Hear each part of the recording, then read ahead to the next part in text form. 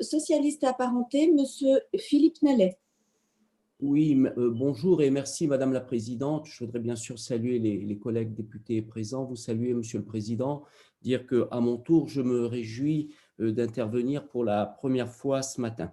Je voudrais, comme ça a été déjà fait avant moi, saluer la mobilisation des acteurs de la mobilité et tous les opérateurs pendant la crise sanitaire, dire un mot sur la Réunion pour dire qu'à la Réunion, les 6 réseaux de transport en commun ont non seulement permis à 500 000 personnes de continuer à prendre le bus pendant les 8 semaines de confinement, mais grâce à la mobilisation des 1500 chauffeurs, contrôleurs, agents, ces réseaux ont également su s'adapter aux exigences de la période actuelle de déconfinement.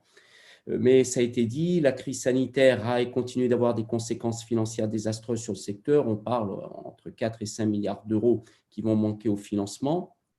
Le secteur est essentiel, là aussi ça a été dit par ceux qui sont intervenus avant moi, c'est non seulement le transport de millions d'usagers, mais c'est également un enjeu par rapport à la transition écologique.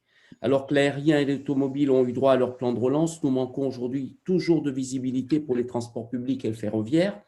Or, nous devons non seulement compenser les pertes dues à la crise, mais accélérer les investissements pour être en phase avec le Green Deal européen qui accorde une priorité au développement des mobilités durables. J'aurais tout simplement 3 questions par rapport à tout ça. Où en êtes-vous, même si vous l'avez évoqué, Monsieur le Président, mais où en êtes-vous de façon un peu plus précise dans les négociations avec le gouvernement sur le plan de relance? Quelles sont vos principales attentes et estimez-vous à ce stade avoir été suffisamment entendu par le gouvernement? Et enfin, ma question, est-ce qu'il y a aujourd'hui une réflexion qui a été entamée avec les autorités régionales, je pense au territoire de la Réunion, sur les conséquences, les enjeux, les attentes par rapport à la crise? Voilà, merci.